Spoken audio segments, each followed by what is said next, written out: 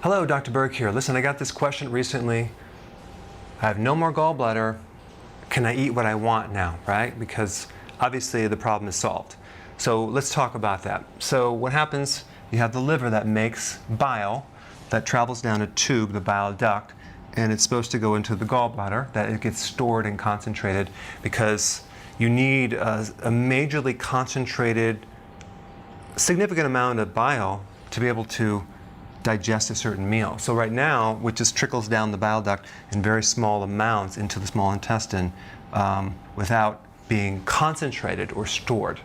Okay, so basically there's 700,000 gallbladder surgeries a year, and the problem is when they take them out, they don't really correct the real problem. You see, the gallstones are a symptom of something deeper.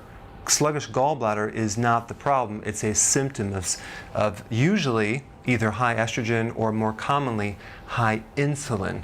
Not necessarily because you're diabetic, or it's more of a pre-diabetes. It's called insulin resistance.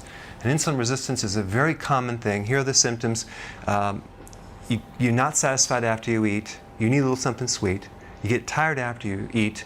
You get bloated after you eat. You can't go for a long period of time without eating, or you get severe hungry or blood sugar issues. You have cravings for sweets.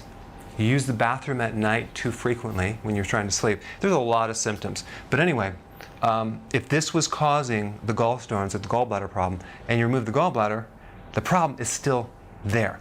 Okay, so you remove the symptoms, kind of taking the little red indicator light off of your dashboard, and you keep driving. Eventually you may run into a problem if you don't change what caused it originally. So I put some links down below.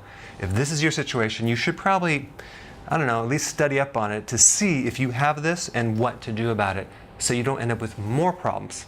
Because if you don't correct it, you can end up with a lot of other issues that are related to insulin. Now, the other point is that without enough bile, there is a chance that you could actually have long-term deficiencies of vitamin A. So the vision starts going, hard to see at night, night blindness, things like that. Skin, psoriasis, sinus, that's vitamin A. Lung tissue. Vitamin D, bone, mood. You start getting achy muscle and joint pain and even bone pain. Calcium issues. Vitamin E, that's heart.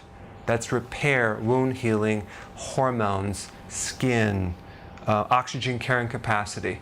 So when you're deficient in vitamin E, you might find that when you go up a flight of stairs, you're out of breath easily. Vitamin K, you get bruising, unnecessarily bruising. You didn't injure yourself, but you start getting bruising. Like, where did that come from? And all the membranes on your cells are made from these fats. So again, if you can't absorb these because you're not enough bile, you may also want to take some bile salts. Not a lot, just a little bit after the meal. Okay? So there's just some key points if this is your situation.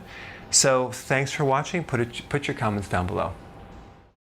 Hey, you probably already subscribed, but if you haven't, press this little button down below and I will keep you updated.